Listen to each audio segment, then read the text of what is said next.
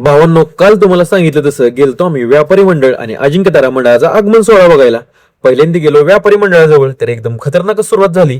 जवळनं काही व्हिडिओ घेता झाला नाही. मग तिथनं गेलो गुरुवारी हर्षल परदेशींचा आरती नृत्याचा कार्यक्रम बघायला.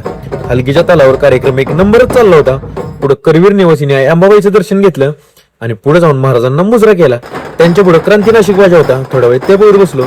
सगळं एकदम पारंपरिक पद्धतीनं चालू होतं, त्यामुळे एक वेगळाच माहोल तयार झाला होता.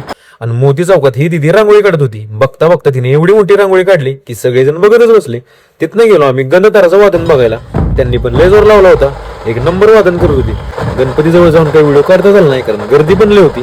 मग पुन्हा आलो आम्ही मोती चौकात. मस्त कार्यक्रम बघत बसलो. भावांनो, पावसात पण एवढी गर्दी होती ना की काय बोलूच नका. मग सनईवाल्यांनी पण पावसामुळे बंद केलं, नंतर उगाच त्यांचं नुकसान झालं असतं. आणि भावांनो, अगोदर काय नीट व्हिडिओ काढता झाला नाही, म्हणून देवीचा परत एक व्हिडिओ घेतला. आणि ह्यो बघा सगळ्यात टॉपचा विषय, गंधाक्ष वाद्य पथक यांची वाजनाची स्टाईल एक नंबर होती. आवडली आपल्याला. सगळी पोरच होती, त्यामुळे ऐकतच नव्हती, नुसता राडाच चालू होता. ह्यो भाऊ तर बघा नुसता एन्जॉय करतोय आणि आपल्याला हेच पाहिजे. शेवटी भावांनो, गणपती बाप्पाचं दर्शन झालंच आपल्याला आणि सोबत आई भावनीचं पण दर्शन झालं. नंतर छत्रपतींनी पण बाप्पांना वंदन केलं.